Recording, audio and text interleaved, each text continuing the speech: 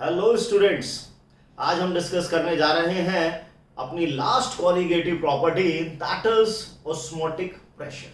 बहुत important property है जिसको हम थ्योरेटिकली, कॉन्सेप्चुअली, न्यूमेरिकली तीनों तरीके से देखेंगे क्या क्या इसकी एप्लीकेशंस होती है। बट ऑस्मोटिक प्रेशर स्टार्ट करने से पहले हमें एक टर्म को समझना पड़ेगा कि what is diffusion and what is osmosis.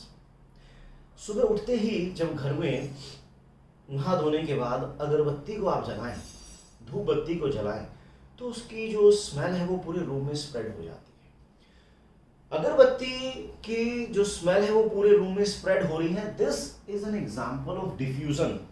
कोई गैस किसी रूम में फैल रही है, डिफ्यूजन यानी कि गैसियस पार्टिकल या कोई लिक्विड मॉलिक्यूल फ्लो कर रहा है from high to lower height, from higher height to lower height, gas फैल रही है from higher to low pressure, तो वो एग्जांपल होते हैं डिफ्यूजन के। बट ऑस्मोटिक प्रेशर में एक फिनोमिना इन्वॉल्व होता है दैट इज कॉल्ड ऑस्मोसिस। तो इसको मैं एक एक्सपेरिमेंटल सेटअप के थ्रू एक्सप्लेन करने की कोशिश करता हूं। देखिए क्या किया गया, हमने कंटेनर लिया है and we put a crystal flask. हमने एक फ्लास्क लिया है, क्रिस्टल फ्लास्क लिया है जिसका जो बॉटम पार्ट है वो हमने हटा दिया है और बॉटम पार्ट में हमने क्या अटैच किया है, बॉटम पार्ट में हमने एक मेम्ब्रेन लगाई है that is called semi permeable membrane. Semi permeable, semi means half, means एक ऐसी membrane which allow only one type of particle to pass through it. मतलब अलाउ तो कर रही है पार्टिकल को जाने के लिए, लेकिन कौन से पार्टिकल को अलाउ कर रही है, सोलवेंट पार्टिकल को तो अलाउ कर रही है बट सोल्यूट पार्टिकल को ये रोक रही है। यानी सोल्यूट पार्टिकल का साइज सोलवेंट पार्टिकल के साइज से बड़ा है। मतलब एक तरीके से छन्नी हो गई है जो पानी को तो जाने दे रही है लेकिन बड़े पार्टिकल को रोक रही है, चाहे वो सोल्यूट के पार्टिकल हो, नमक के पार्टिकल हो, शुगर के पार्टिकल हो, यूरिया के पार्टिकल हो, जो भी सॉल्यूशन है। सोल्यूट के लिए नो एंट्री, सोलवेंट को अलाउ कर दिया जा रहा है। जो सेमी परमिएबल मेम्ब्रेन है वो दो तरह की होती है। नेचुरल मेम्ब्रेन, ऑब्वियस है नेचुरल मेम्ब्रेन होगी प्लांट में, यानी जो वेजिटेबल मेम्ब्रेन्स होती हैं, और एनिमल मेम्ब्रेन जो बिल्कुल स्किन के नीचे होंगी, they are natural membrane. Means vegetable membrane हो सकती हैं और प्लांट में जो एनिमल में जो बिलो स्किन के नीचे जो मेम्ब्रेन होती है that is natural membrane. Artificial membrane, artificial तो आर्टिफिशियल है, बनाई जाएगी, लाइक कॉपर फेरोसाइनाइड हो, सिलिकेट्स हो, आयरन निकल या कोबाल्ट के, पर्चमेंट मेम्ब्रेन, सैलोफेट मेम्ब्रेन आप देखते हैं। तो ये मेम्ब्रेन क्या होती है, बेसिकली पोरस होती है। पोरस जैसे जब हम चाय को छानते हैं तो जो छन्नी होती है वो चाय को तो जाने देती है लेकिन ऊपर चाय पत्ती को रोक लेगी, अदरक को रोक लेगी, तुलसी को रोक लेगी, इलायची को रोक लेगी, लेकिन उनका जो फ्लेवर है जो डिसॉल्व हो गया वो तो चला जाएगा पानी के साथ, लेकिन जो बड़े पार्टिकल हैं वो रुक जाते हैं, है ना। वैसे मैंने चाय का जो कंटेंट बताया वो बिल्कुल एक्यूरेट बताया, बढ़िया बताया है, पर मैं शुगर तो भूल ही गया था। तो ये क्या करते हैं, ये जो मेम्ब्रेन होती है ये पानी को तो जाने देती है बट सोल्यूट पार्टिकल को रोक लेती है जिनका साइज बड़ा होता है। किससे बड़ा होता है, मेम्ब्रेन में जो पोर्स हैं उनसे बड़ा जो साइज होगा उनको रोक लिया जाएगा। चलिए अब हम इस एक्सपेरिमेंटल को सेटअप समझते हैं।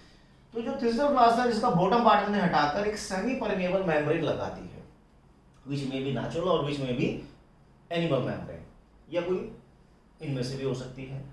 क्या किया हमने, बाहर तो लिया या तो प्योर वाटर या डाइल्यूट सॉल्यूशन, और फ्लास्क के अंदर हमने लिया है कंसंट्रेटेड सॉल्यूशन। बाहर या तो डाइल्यूट सॉल्यूशन होगा या प्योर वाटर होगा, फ्लास्क में हमने लिया concentrated solution. And what we observe, क्या ऑब्जर्व किया कि पानी के मॉलिक्यूल, सॉल्वेंट के मॉलिक्यूल डाइल्यूट सॉल्यूशन से या प्योर वाटर से कंसंट्रेटेड सॉल्यूशन की तरफ मूव करने लगे, अंदर की तरफ आने लगे, जिससे किसका वाटर लेवल धीरे धीरे धीरे धीरे बढ़ता गया बढ़ता गया बढ़ता गया, लेकिन थोड़ी देर बाद रुक गया। रुक गया मतलब, जी हाँ, देखो कहां से कहां मूवमेंट हो रही है, पहले ये समझिए। वाटर मूव कर रहा है जहां पर उसके नंबर ऑफ पार्टिकल ज्यादा है। प्योर वाटर में तो केवल वाटर के मॉलिक्यूल ही है ना, तो कंसंट्रेशन यहां वाटर की ज्यादा है, यहां वाटर के मॉलिक्यूल कम है। तो जहां पर नंबर ऑफ वाटर मॉलिक्यूल ज्यादा है वहां से वो लेस नंबर ऑफ वाटर की तरफ मूव कर रहा है, less number of water molecules की तरफ मूव कर रहा है। लेकिन कब तक करेगा, कब तक करेगा, तभी तो पापा खड़ा करेगा जब हाई नंबर ऑफ पार्टिकल से वो लेस नंबर ऑफ पार्टिकल की तरफ मूव करेगा, तो जहां हाई थे वहां नंबर ऑफ पार्टिकल कम, जहां कम थे वहां हाई, धीरे धीरे धीरे ये बराबर हो जाएंगे। जब दोनों तरफ वाटर मॉलिक्यूल बराबर हो जाएंगे, या मैं ये कह सकता हूं कि जब डाइल्यूट सॉल्यूशन में से वाटर निकल के कंसंट्रेटेड की तरफ मूव करने लगा, तो कंसंट्रेटेड वाला धीरे धीरे डाइल्यूट हो जाएगा, कंसंट्रेटेड वाला धीरे धीरे डाइल्यूट हो जाएगा और डाइल्यूट वाले की कंसंट्रेशन बढ़ जाएगी। When both the solution acquire the same level of concentration, तब ये प्रोसेस रुक जाएगा, तब ये प्रोसेस रुक जाएगा। This drama, this phenomena is called osmosis. यानी ऑस्मोसिस में सोलवेंट पार्टिकल मूव कर रहे हैं from low concentration region to high concentration region through a semi permeable membrane. And how it is different from diffusion? But diffusion में इस तरह का कोई बैरियर नहीं है, डिफ्यूजन में इस तरह की कोई सेमी परमेबल मेम्ब्रेन इन्वॉल्व नहीं है।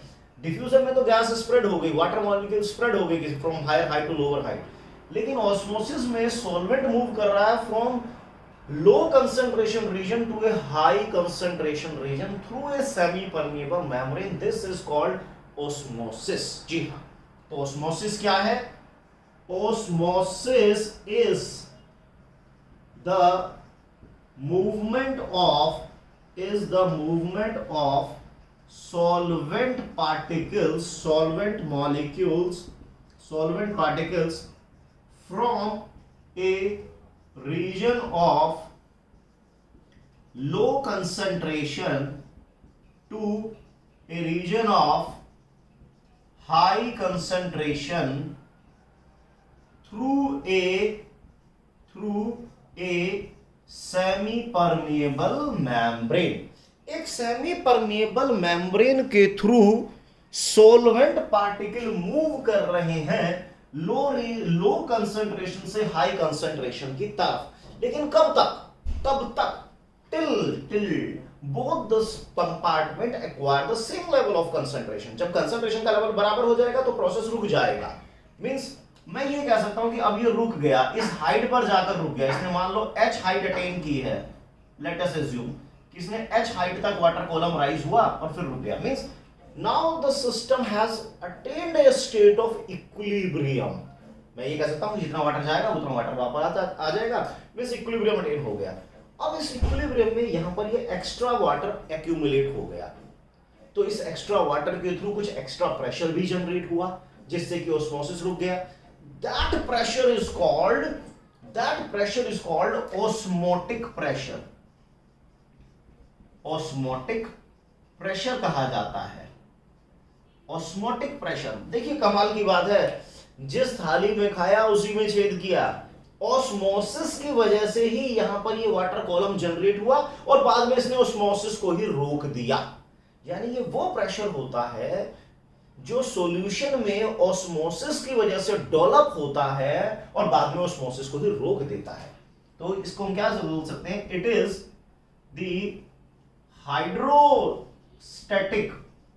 The hydrostatic pressure at equilibrium developed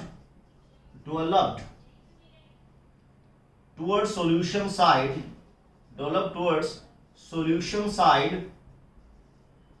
which is just sufficient to prevent osmosis। देखिए ऑस्मोसिस की वजह से एक प्रेशर डेवलप हुआ, पानी धीरे धीरे अंदर जाने लगा। जैसे प्लांट क्या करते हैं, वाटर एब्जॉर्ब करते हैं सॉइल से, तो प्लांट के अंदर जो सेल है, उन सेल के अंदर जो फ्लूइड है, उस फ्लूइड की अपनी कुछ एक कंसंट्रेशन होगी जो कि बाहर की कंसंट्रेशन से ज्यादा है। तो सॉइल का वाटर जिसमें कोई कंसंट्रेशन तो है नहीं, वो प्लांट के सेल्स में धीरे धीरे एंटर करता रहता है और एंटर करता रहता है, ऊपर धीरे धीरे राइज करता जाएगा। तो ऑस्मोसिस की वजह से ही पानी एब्जॉर्ब कर रहे हैं प्लांट, है ना।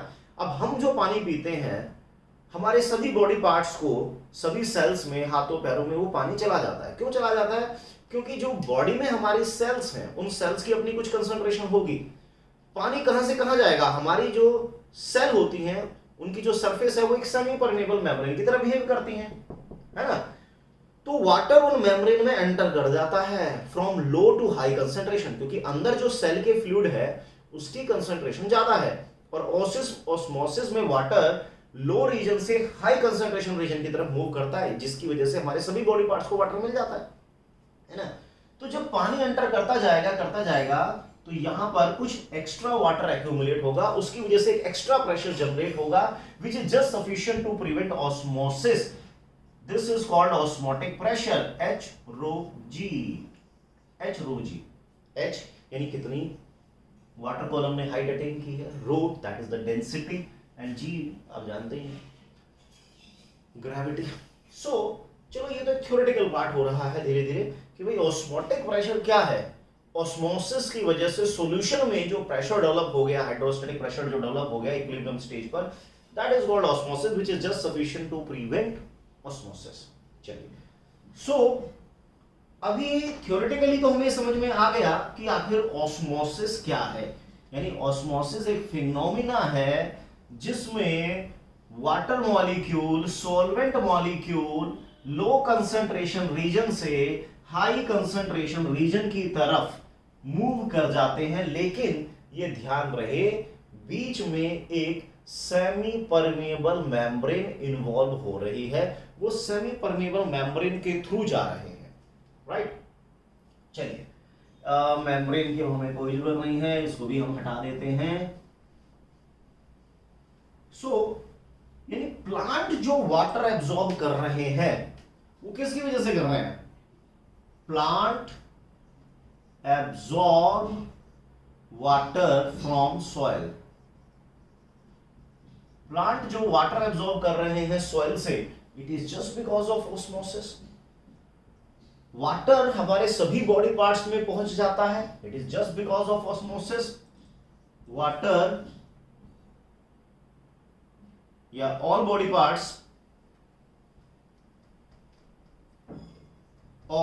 parts absorb water। तो ये जो वाटर जो एब्जॉर्ब किया जा रहा है it is just because of osmosis. देखिए, आप समझिएगा कि जैसे ये सेल है, सपोज कीजिए सेल है, और ये सेल के अंदर फ्लूइड है जिसको सेल सैप कहते हैं। सेल सैप कह सकते हैं या फ्लूइड कह सकते हैं नॉर्मल लैंग्वेज में। और बाहर अगर हमने प्योर वाटर लिया हुआ है, तो ऑस्मोसिस कहां से कहां होगा? वो तो लो से हाई कंसेंट्रेशन की तरफ होगा। तो इस तरह से ये वाटर का लेवल धीरे धीरे इसमें बढ़ता चला जाएगा।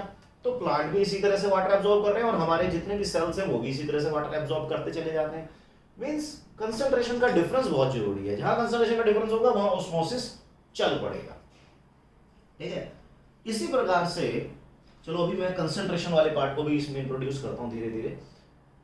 अब ऑस्मोसिस में वाटर मॉलिक्यूल की मूवमेंट होने लगी from lower to high concentration region till both the compartment acquire the same level of concentration. इसका मतलब जब ऑस्मोसिस स्टार्ट होता है जस्ट इनिशियल पॉइंट पे तो कंसेंट्रेशन का डिफरेंस है, बट जैसे जैसे ऑस्मोसिस प्रोसीड करता है, जहां कंसेंट्रेशन ज्यादा है वहां कम होने लग जाती है, जहां कम है वहां हाई होने लग जाती है, और धीरे धीरे सेम कंसेंट्रेशन आ गई। सेम कंसेंट्रेशन दोनों सॉल्यूशन साइड में आ गई, मतलब अब वहां ऑस्मोसिस नहीं होगा। देखिए क्या होता है, जो हमारी आरबीसीज होती हैं, जो हमारी रेड ब्लड सेल्स जिन्हें हम कहते हैं, रेड ब्लड सेल्स जो होती है, अब हमारी जो रेड ब्लड सेल्स है उनके अंदर फ्लूइड है, उनके अंदर भी आयंस डिसॉल्व है, सोडियम पोटेशियम क्लोराइड टाइप के। यहां पर यानी जो ये सेल सैप है, जो फ्लूइड है, इसकी अपनी कंसंट्रेशन होती है and it is 0.91%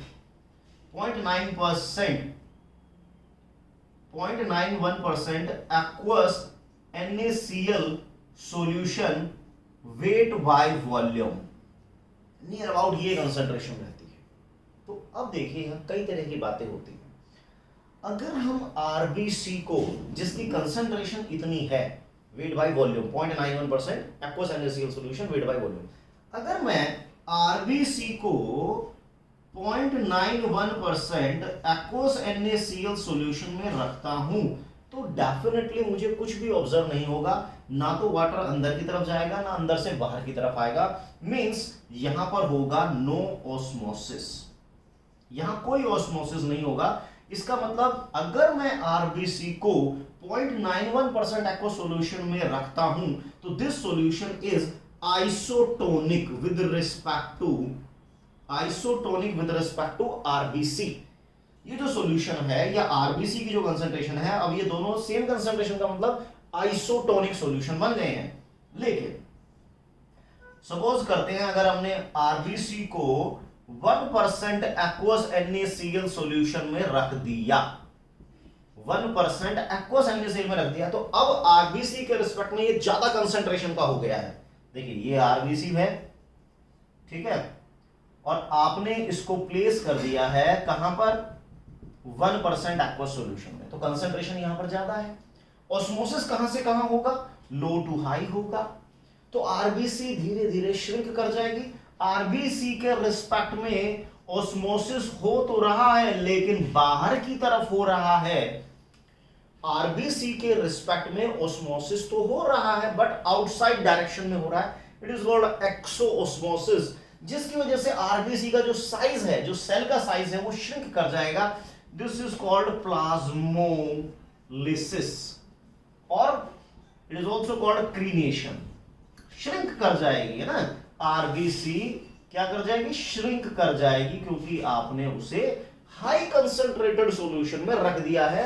high concentrated solution का मतलब होता है हाइपरटोनिक सॉल्यूशन। हाइपरटोनिक सॉल्यूशन में रख दिया है, हाइपर माने ज्यादा, आइसो माने सेम। देखो आरबीसी की कंसंट्रेशन तो 0.9 थी, बट आपने आरबीसी को कहां प्लेस किया, 0.9 से ज्यादा में, तो वो ज्यादा कंसंट्रेशन वाला रीजन हो गया, यानी हाइपरटोनिक सॉल्यूशन। तो आरबीसी को जो हाइपरटोनिक में रखेंगे तो वाटर मॉलिक्यूल कहां से कहां जाएगा, क्योंकि ये जो बाउंड्री मैंने दिखाई है ये है सेमी परमेबल मेम्ब्रेन, जो हमारी सेल होती है, जो सेल वॉल है, ये हमारी सेमी परमेबल मेम्ब्रेन का काम करती है। तो वाटर निकलना शुरू हो जाएगा through this semi permeable membrane बाहर की तरफ। इट इज कॉल्ड एक्सोस्मोसिस और it is also called plasmolysis या क्रीनेशन, जिसमें जो आरबीसी है वो धीरे धीरे बेचारी श्रिंक कर जाएगी, श्रिंक। लेकिन अगर हम आरबीसी को प्लेस करते हैं, मान लीजिए 0.85% aqueous NaCl solution weight by volume, तो अब हमने आरबीसी को एक ऐसे सॉल्यूशन में रखा है जिसकी कंसंट्रेशन आरबीसी के रिस्पेक्ट में कम है, मतलब हाइपोटोनिक सॉल्यूशन में हमने इसको प्लेस कर दिया। देखो ये अपनी आरबीसी हो गई है और बाहर ये किस सॉल्यूशन में रखी गई है, 0.85% एक्वस NaCl सॉल्यूशन में इसको रख दिया है, हाइपोटोनिक में रख दिया है। वाटर कहां से कहां जाएगा, लो कंसंट्रेशन से हाई कंसंट्रेशन में जाएगा। मतलब इस NaCl सॉल्यूशन के रिस्पेक्ट में आरबीसी हाइपर है, हाइपरटोनिक है, और आरबीसी के रिस्पेक्ट में जो बाहर सॉल्यूशन है वो हाइपोटोनिक है। तो वाटर तो मूव करेगा लो से हाई की तरफ, तो यहां पर आरबीसी का साइज धीरे धीरे बढ़ने लग जाता है और आरबीसी के रिस्पेक्ट में ये है एंडोऑस्मोसिस, अंदर की तरफ हो रहा है ऑस्मोसिस, एंडोऑस्मोसिस, जिसकी वजह से ये एक्सपेंड करने लगेगी। आरबीसी क्या करने लगेगी, एक्सपेंड करने लगेगी। This is called haemolysis, it is also called haemolysis. एक बार चेक कर लेता हूं, आ भी रहा है, पूरा जबरदस्त आ रहा है। तो मींस एंडोस्मोसिस हो गया है अंदर की तरफ with respect to RBC, endosmosis हो गया, आरबीसी एक्सपेंड हो गई। This particular state is called haemolysis. तो तीन बातें यहां पर हमें समझ में आ रही हैं। आइसोटोनिक, जहां पर कंसंट्रेशन सेम होगी, दो सॉल्यूशन जो एक दूसरे के कांटेक्ट में है, इसके बीच में एक पार्टीशन है, that is semi permeable membrane, तो वहां पर कोई ऑस्मोसिस नहीं होगा। मैं ये भी कह सकता हूं कि यहां पर सेम टेम्परेचर पे दोनों की कंसंट्रेशन सेम हो गई है, ऑस्मोटिक प्रेशर भी सेम है, बट मैं उसको भी न्यूमेरिकली या फॉर्मूले से प्रूव करता हूं। अगर आप हाइपरटोनिक सॉल्यूशन में रख देते हैं तो ये श्रिंक कर रही है, हाइपो में रखेंगे तो एक्सपेंड कर जाएगी। तो सर ये क्या बता दिया, मजा सा तो आया। अब देखिए कुछ एग्जांपल अगर हम देखें, आप देखिए धूप में जो वेजिटेबल्स होती हैं वो बहुत ही डल हो जाती हैं, जैसे मूली है, गाजर है, ये बहुत डल हो जाती हैं, सूखी सूखी सी रहती हैं। लेकिन इनको पानी में रख दो, या फिर सब्जी वाले क्या करते हैं, रात को जब वो अपनी दुकान बंद करके जाते हैं तो उन पे बोरियां डालते हैं, वो भी गीली, ताकि जो वेजिटेबल या फ्रूट है वो क्या करते हैं, वाटर को इम्बाइब करते हैं, एब्जॉर्ब करते हैं, और फिर से उन वेजिटेबल और फ्रूट का कॉन्फिडेंस बढ़ जाता है, वो फ्रेश लग जाते हैं। यानी कि जो वेजिटेबल एंड जो फ्रूट्स होते हैं वो क्या करते हैं, एब्जॉर्ब करते हैं वाटर को, ऑस्मोसिस है, और एब्जॉर्ब करते ही वो फ्रेश लगने लग जाते हैं। ठीक है, अगर मान लीजिए जैसे मैंने क्या करा, ग्रेप्स को मैंने इन कंसंट्रेटेड सॉल्यूशन में डाल दिया। अगर हम ग्रेप्स को कंसंट्रेटेड सॉल्यूशन में डाल देते तो ग्रेप की जो ऊपर वाली कवरिंग होती है वो एक सेमी परमेबल मेम्ब्रेन का काम करेगी, और ग्रेप के अंदर भी फ्लूइड होता है, तो वो लो से हाई की तरफ चला जाएगा, तो ग्रेप क्या हो जाएंगे, श्रिंक हो जाएंगे, ग्रेप श्रिंक हो जाएंगे। ठीक है, लेकिन इसी तरह से अगर मैं किशमिश हो, रेजिन जिसको कहा जाता है, किशमिश, स्पेलिंग मिस्टेक हो भी सकती है, लेकिन अगर मैं किशमिश को प्योर वाटर में डाल दूं तो किशमिश क्या करेगी, वाटर को एब्जॉर्ब करेगी और उसका साइज बढ़ जाएगा, है ना, एक्सपेंड हो जाएगा उसका साइज, बड़ी किशमिश हो जाएगी। तो कहने का मतलब है, देखो ग्रेप्स को अगर आप कंसंट्रेटेड सॉल्यूशन में डालते हैं तो धीरे धीरे श्रिंक हो जाता है, वो किशमिश बन जाएगा। ठीक है, लेकिन अगर किशमिश को आप प्योर वाटर में डाल दोगे तो वाटर को एब्जॉर्ब करने लगेगा, उसका साइज बढ़ जाएगा। तो ये क्या है, ये बेसिकली ऑस्मोसिस ही तो है। कहीं आप कर रहे हो exosmosis with respect to grape, कहीं आप कर रहे हो एंडोस्मोसिस विद रिस्पेक्ट टू किशमिश, है ना। इसी प्रकार से आप देखिए, जनरली जो पिकल्स होते हैं वो बड़े लंबे समय तक ठीक रहते हैं, पिकल्स, मैंगो, तो उसमें क्या होता है कि बहुत ज्यादा सॉल्ट में आप उसको डाल रहे हैं, बहुत ज्यादा सॉल्टेड सॉल्यूशन है, मतलब जो अचार होते हैं वो आप देखते हैं उनकी पीएच भी काफी डाउन होती है और नमक का कंसंट्रेशन भी उसमें कुछ ज्यादा हाई होता है, हाइपरटोनिक सॉल्यूशन आप लेते हैं। यानी जो पिकल्स है बेसिकली वो एक तरीके से हायर कंसंट्रेशन में रखे जा रहे हैं, हाइपरटोनिक सॉल्यूशन में उनको रखा गया है। अब ऐसे में अगर कोई बैक्टीरिया वगैरह आ भी जाता है तो बैक्टीरिया के अंदर, बैक्टीरिया की अपनी आउटर लेयर है, सेमी परमेबल मेम्ब्रेन का काम करेगी, ये उसके अंदर का फ्लूइड होगा, और बाहर उसको किस में रखा गया है, हाइपरटोनिक सॉल्यूशन में रखा गया है। तो यहां पर जो बैक्टीरिया है वो डिकम्पोज हो जाएगा, उसके अंदर से सारा फ्लूइड निकल जाएगा, वो डेड हो जाएगा, एक्टिव नहीं रहेगा, क्योंकि वो एक्टिव होता तो अचार को हमारे बेकार कर देता। लेकिन हमने हाइपरटोनिक सॉल्यूशन में रखा तो जो भी बैक्टीरियल ग्रोथ होगी वो इनहिबिट हो जाएगी इन हाइपरटोनिक सॉल्यूशन। हाइपरटोनिक सॉल्यूशन में जो भी ग्रोथ होगी वो इनहिबिट हो जाती है। ठीक है ना। देखो ऐसा कहा जाता है, जैसे आजकल कोरोना चल रहा है, तो कोरोना में क्या कहा जाता है, भाई गरारे जरूर करने हैं आपको, है ना। और गरारे कभी भी ठंडे पानी से तो करते नहीं, गुनगुने पानी से करते हैं, उसका भी एक कारण है, और गरारे करने से बहुत बेनिफिट होता है। पुराने जमाने में लोग कहते थे अगर पैर में सूजन वगैरह आ गई है तो गुनगुने पानी में नमक डालकर पैर को रखे रहें, आराम मिलेगा। ऐसा क्यों कहते हैं वो भी चीज अभी समझ में आ जाएगी। देखिए इसका कारण है कि जब हम ऑस्मोसिस की बात करते हैं तो ऑस्मोसिस में वाटर मूव करता है, वाटर मूव करने से प्रेशर धीरे धीरे सॉल्यूशन में डेवलप हो जाता है, जिसको आप ऑस्मोटिक प्रेशर कहते हैं। देखिए मैं दो बातें करता हूं। मान लीजिए एक सॉल्यूशन मैंने लिया जिसकी कंसंट्रेशन है 0.5 मोलर, और मैंने इसको प्योर वाटर में रखा था, प्योर वाटर में, है ना, टेम्परेचर मान लो 300 केल्विन है, समथिंग। एक और मैंने सॉल्यूशन लिया 0.1 मोलर का, इसको भी मैंने प्योर वाटर में रख दिया। ठीक है, सेम टेम्परेचर पे मैं दोनों को कंसीडर कर रहा हूं, क्या दोनों में सेम अमाउंट में वाटर एंटर होगा? जी नहीं। देखो ना, यहां पहले केस में कंसंट्रेशन का डिफरेंस ज्यादा है तो ज्यादा लंबा ऑस्मोसिस चलेगा, यहां पर कंसंट्रेशन का डिफरेंस कम है तो कम समय तक ऑस्मोसिस चलेगा। यहां जितना ज्यादा ऑस्मोसिस चलेगा उतना ज्यादा वाटर लेवल धीरे धीरे धीरे ज्यादा से ज्यादा वाटर लेवल राइज करेगा।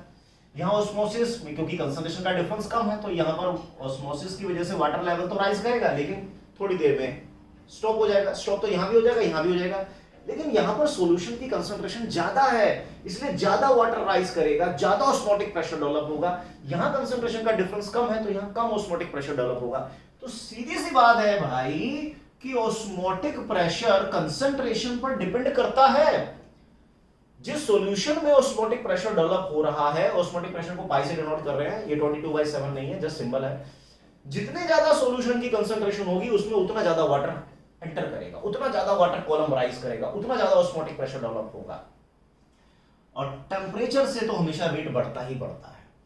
प्रोपोर्शनैलिटी का साइन हटाते हैं तो यहां पर एक हम कांस्टेंट लगाते हैं, this is called solution constant, जिसकी वैल्यू वही है जो गैस कांस्टेंट की होती है, वही 8.314। तो इसको मैं CRT लिख सकता हूं। यानी कि आप देखिए अब जरा, कंसंट्रेशन जितनी ज्यादा होगी ऑस्मोटिक प्रेशर ज्यादा होगा, टेम्परेचर ज्यादा होगा तो ऑस्मोटिक प्रेशर ज्यादा होगा। R तो हमारा गैस कांस्टेंट या सॉल्यूशन कांस्टेंट है 0.082, जिसकी वैल्यू वही आती है जो यूनिवर्सल गैस कांस्टेंट की आती है। तो एक बात समझ में आ गई कि ऑस्मोटिक प्रेशर कहीं ना कहीं कंसंट्रेशन पर डिपेंड कर रहा है। जितनी ज्यादा कंसंट्रेशन होगी उतना ज्यादा ऑस्मोटिक प्रेशर होगा, और टेम्परेचर ज्यादा होगा तो भी ऑस्मोटिक प्रेशर ज्यादा होगा। अब देखिए मैं बात कर रहा था गार्गल्स की। गार्गल माने जो हम गरारे करते हैं। अब अगर मान लीजिए कोरोना प्रॉब्लम क्रिएट करता है तो नॉर्मली क्या करते हैं, पानी लिया, गुनगुना पानी, क्योंकि ज्यादा टेम्परेचर से तो हमारा गला ही हम ले भी नहीं पाएंगे ना उस पानी को, ज्यादा गर्म पानी लिया तो गुनगुना पानी लिया गया और उसमें नमक डाल दिया गया ताकि कंसंट्रेशन ज्यादा हो जाए। अब सीन क्या बनता है, जब आप उसको गरारे करते हैं, पानी को गुड़ गुड़ गुड़ गुड़ गुड़ गुड़ करते हैं, तो यहाँ पर जो भी सेल्स हैं, आपकी गले में जो सेल्स हैं, उन सेल्स में जो लिक्विड भर गया है, अब उस लिक्विड का निकलना स्टार्ट हो जाता है। क्यों? क्योंकि अब जो आप सॉल्यूशन ले रहे हैं गार्गल के लिए वो कंसंट्रेटेड सॉल्यूशन है, एज कंपेयर टू जो सेल में, हमारे गले में जो सेल्स हैं उनमें जो लिक्विड आ गया है उसकी कंसंट्रेशन कम है, और जो बाहर हमने सॉल्यूशन लिया उसकी कंसंट्रेशन ज्यादा है। तो सेल के अंदर से वाटर निकलना शुरू हो जाता है, धीरे धीरे वो श्रिंक करनी शुरू हो जाती है। इस प्रोसेस को जब आप दिन में कई बार कर लेते हैं तो वो पूरी तरह से साफ हो जाता है गला। तो ये कोई नई टेक्नोलॉजी तो है नहीं, ये तो हमारे बड़े बुजुर्ग करते रहते हैं। तो बताते हैं कि गार्गल्स नॉर्मली भी करते रहने चाहिए ताकि जो गला है वो बिल्कुल एकदम क्लीन रहे, साफ रहे। एक बात तो ये हुई।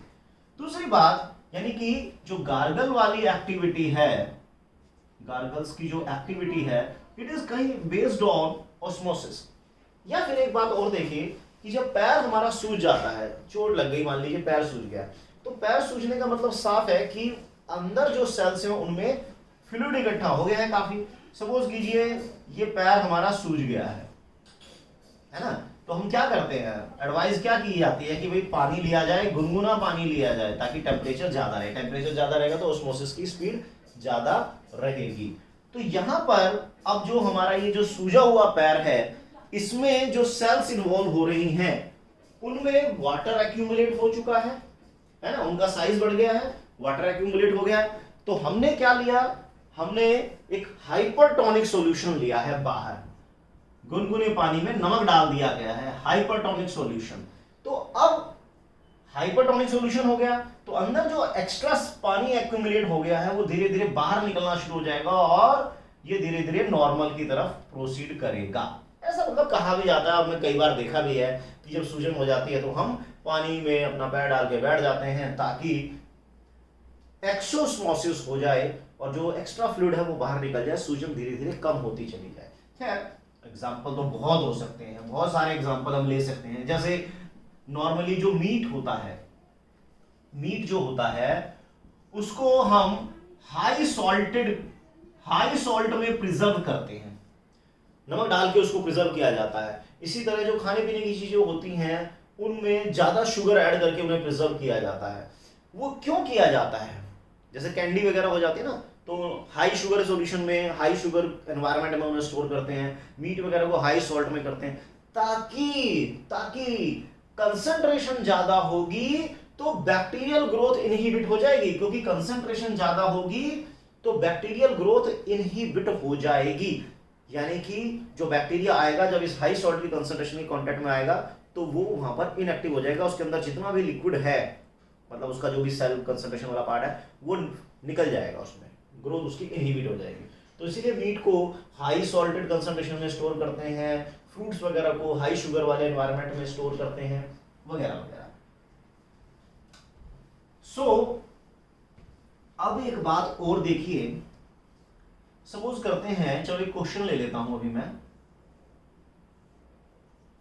ये मैंने ली semi permeable membrane, right, A region B region, ये है 0.1 molar solution of let it be sodium sulphate, ठीक है, and it is 0.5 molar solution हमने लिया है let it be barium chloride, right. अब आप मुझे बताएंगे in which compartment, A compartment और B compartment formation of barium sulphate takes place, in which region barium sulphate precipitated out. Obvious है जब ये दोनों मिलेंगे तभी होगा, तो किस रीजन में इनका मिलन होगा, ए कंपार्टमेंट में या बी कंपार्टमेंट में। अब आप कहेंगे भाई कुछ बच्चे जो बड़े क्रांतिकारी होंगे वो सोचेंगे ओस्मोसिस होता है फ्रॉम लो टू हाई, लो यहां है हाई यहां है, यहां से यहां मूव कर जाएगा भाई, ओस्मोसिस यहां से यहां हो जाएगा। बिल्कुल सही बात है, ओस्मोसिस तो ए टू बी ही होगा, लो टू हाई होगा, यहां धीरे धीरे कंसंट्रेशन बढ़ जाएगी, यहां कंसंट्रेशन कम हो जाएगी, धीरे धीरे धीरे धीरे धीरे धीरे जब कंसंट्रेशन बराबर हो जाएगी ओस्मोसिस रुक जाएगा। लेकिन ओस्मोसिस में मूव पानी करता है, सोल्यूट मूव नहीं करता, ना तो सोडियम सल्फेट मूव करेगा ना बेरियम क्लोराइड मूव करेगा। इन नाइदर कंपार्टमेंट, किसी भी कंपार्टमेंट में बेरियम सल्फेट की फॉर्मेशन नहीं होगी, क्योंकि सोल्यूट पार्टिकल तो मूव ही नहीं करता, सोल्यूट पार्टिकल मूव नहीं करता है, ये बात ध्यान रखिएगा।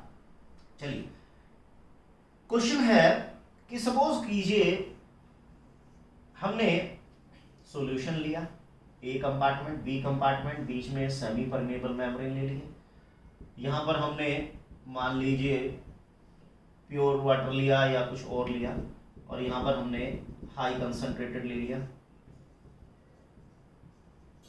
High concentration. तो आप जानते हैं वाटर धीरे धीरे ए से बी में आएगा, ये लो कंसंट्रेशन है और बी हाई कंसंट्रेशन है। Osmosis normally osmosis A to B होगा, धीरे धीरे ए टू बी होगा, यहां पर वाटर लेवल बढ़ता जाएगा बढ़ता जाएगा बढ़ता जाएगा और ऑस्मोटिक प्रेशर डेवलप हो जाएगा। मान लीजिए 0.5 atm का ऑस्मोटिक प्रेशर बी रीजन में डेवलप हो गया, ठीक है ना, 0.5 atm का प्रेशर बी रीजन में डेवलप हो गया जैसे जैसे वाटर ए से बी में एंटर करता गया, और तब जब ये ऑस्मोटिक प्रेशर डेवलप हुआ तो ऑस्मोसिस रुक गया, क्योंकि मैंने क्या बताया कि ऑस्मोटिक प्रेशर तो जिस थाली में खाता है उसी में छेद करता है, ऑस्मोसिस की वजह से जनरेट होता है, बाद में ऑस्मोसिस को रोक देता है। लेकिन अगर हम इनिशियली यहां पर इसके बराबर या इससे ज्यादा 0.5 atm के या तो जस्ट बराबर या इससे ज्यादा प्रेशर लगा देते तो पानी कभी भी ए से बी की तरफ नहीं आता, बल्कि इस बार उल्टी गंगा बहने लग जाती, बी से ए हो जाता। हम ऑस्मोसिस को जो normally low to high concentration होता है, हम हाई टू लो कंसंट्रेशन कब कर सकते हैं, जब हम एक्सटर्नली एक प्रेशर लगा दें जो कि ऑस्मोटिक प्रेशर से ज्यादा होगा। तो जब एक एक्सटर्नल प्रेशर ऑस्मोटिक प्रेशर से ज्यादा सॉल्यूशन पर अप्लाई किया जाता है तो ऑस्मोसिस की डायरेक्शन रिवर्स हो जाती है, जिसे प्यार से क्या कहते हैं, जिसे प्यार से रिवर्स ऑस्मोसिस कहा जाता है, आरओ कहा जाता है। Means when external pressure larger than osmotic pressure applied on solution side, then the direction of osmosis get reversed, this is called reverse osmosis. कहां यूज करते हैं, घरों में, सभी घरों में यूज हो रहा है भाई। Desalinisation of water. देखिए घरों में हम आरओ सिस्टम लगाते हैं, तो आरओ में हार्ड वाटर आता है, ऊपर जो छत पे हमारी सिंटेक्स रखी है काले कलर की, उसमें से हार्ड वाटर आता है, और हार्ड वाटर जब उस आरओ में से पास होता है तो आरओ के अंदर मेम्ब्रेन लगी होती है, कभी देखना, तो उस मेम्ब्रेन में से पानी तो चला जाएगा लेकिन नमक नहीं जाएगा, और वो आरओ हमारा इलेक्ट्रिकली ऑपरेटेड होता है, मोटर उसमें लगाई हुई होती है। मोटर क्या करती है, पानी के ऊपर हार्ड वाटर पे प्रेशर लगाती है कि भाई तू जा। उस हार्ड वाटर के ऊपर हम प्रेशर लगा रहे हैं मोटर के थ्रू, जो उस पानी को, हार्ड वाटर को सेमी परमेबल मेम्ब्रेन के अंदर से भेजता है, और पानी तो रह जाता है, सॉल्ट निकल जाता, सॉल्ट अलग रहता है, मतलब सॉल्ट उसमें से पास नहीं हो पाता। ठीक है, तो ये क्या है, रिवर्स ऑस्मोसिस है। तो रिवर्स ऑस्मोसिस की कंडीशन आप ध्यान रखिएगा कि osmosis naturally low to high होता है, लेकिन reverse osmosis high to low हो रहा है, तो ये बिना उसके नहीं होगा, आपको एक्सटर्नल प्रेशर लगाना पड़ेगा, लेकिन ऑस्मोटिक प्रेशर से ज्यादा, क्योंकि अगर ऑस्मोटिक प्रेशर से कम लगाया तो वो डायरेक्शन तो रिवर्स होगी ही नहीं, ठीक है ना। तो ये माजरा है। सो अब कोई भी कॉलिगेटिव प्रॉपर्टी हम क्यों पढ़ते हैं, ये मैंने पहली वाली वीडियो में भी डिस्कस किया है कि जो इनकी फिजिकल सिग्निफिकेंस है, the real significance of any colligative property just to calculate molar mass. देखिए हम यहां से भी मोलर मास कैलकुलेट कर सकते हैं। ऑस्मोटिक प्रेशर हमने क्या पढ़ा है, CRT। C क्या होता है, number of moles upon volume, R into T। तो आप देखिए कि osmotic pressure directly proportional two moles of solute, so it is a colligative property. Colligative property हमेशा सोल्यूट के number of moles per depend करती है। चलिए बहुत अच्छी बात है। नंबर ऑफ मोल्स क्या हो जाएगा, given mass upon molar mass, B for solute, volume R into T। Then what can be find out, molar mass of solute, WB pi VR into T।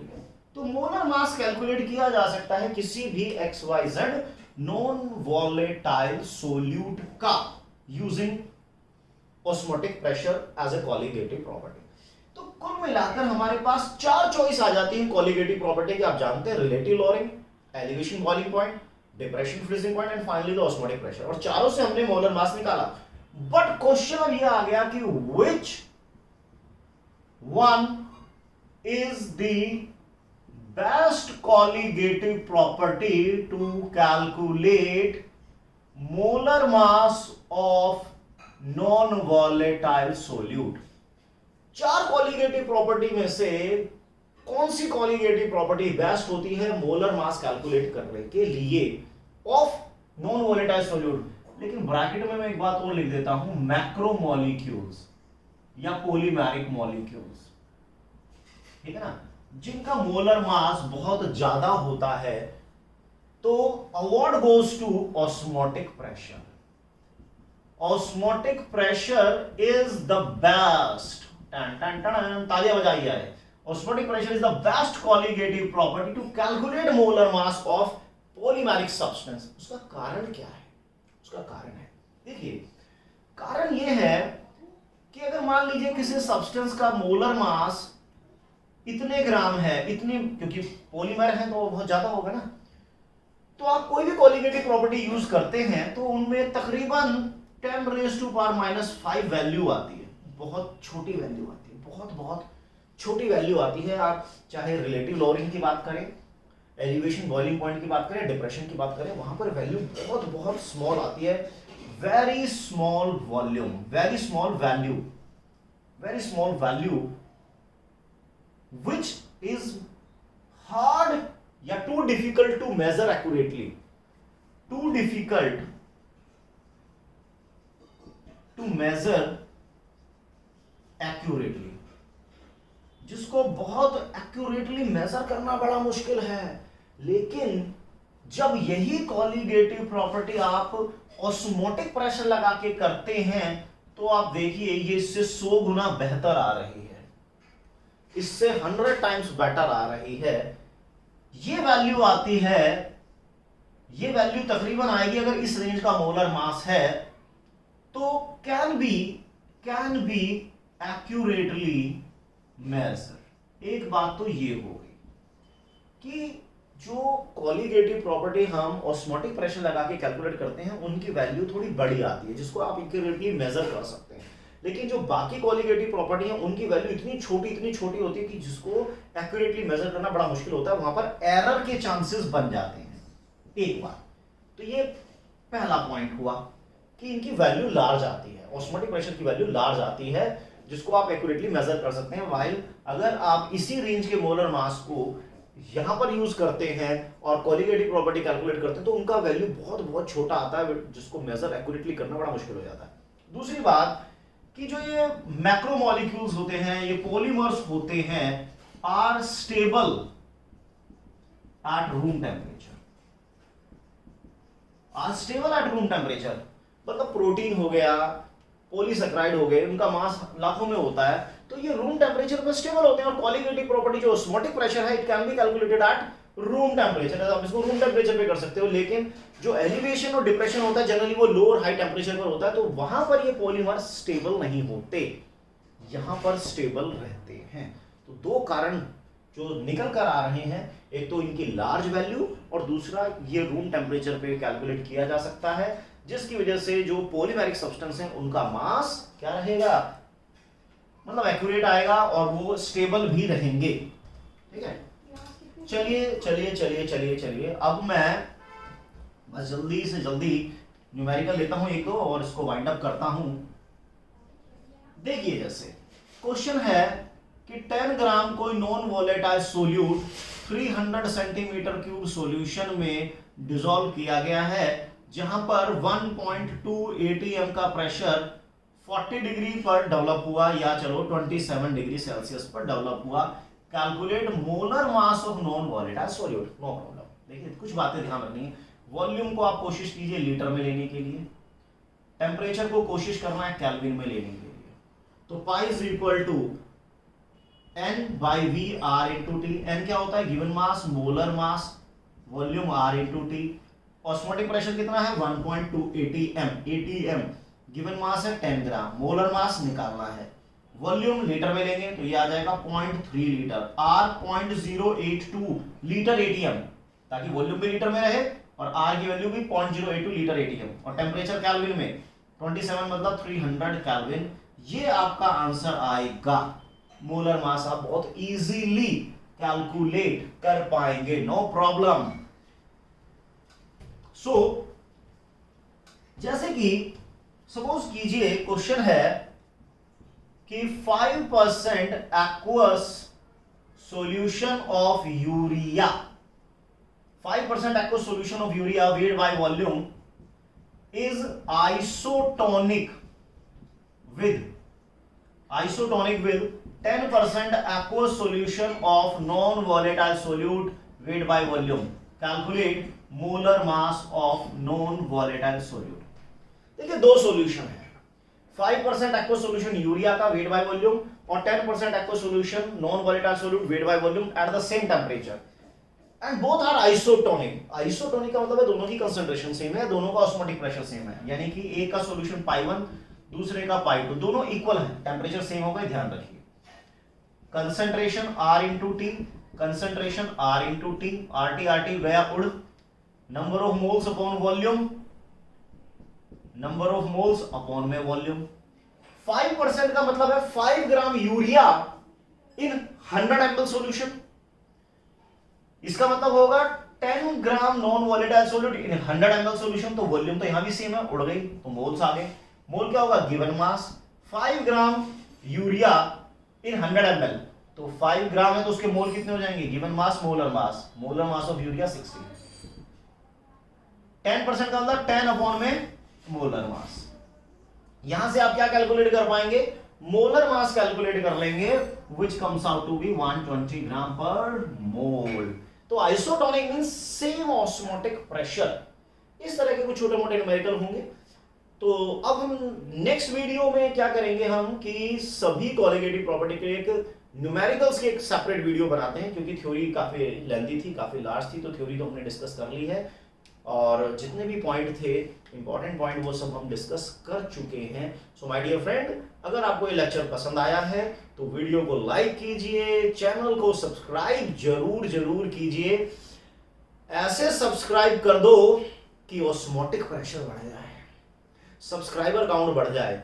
आपकी जो भी क्वेरी है, जो भी doubt है, कमेंट बॉक्स में डालिए, definitely आपकी प्रॉब्लम सॉल्व करके दी जाएगी। इस वीडियो में आपको क्या बेटर लगा, क्या बढ़िया लगा, क्या अच्छा लगा, वो कमेंट करके जरूर बताइए। देखो पॉजिटिव कमेंट पढ़ने से इंसान बहुत ही पॉजिटिव फील करता है, और पॉजिटिव इंसान जब हो जाता है तो उसका कॉन्फिडेंस लेवल बढ़ जाता है, right. Through out the year आपको बेटर से बेटर कंटेंट देने की पूरी कोशिश की जाएगी। थैंक यू वेरी मच, पढ़ते रहिए।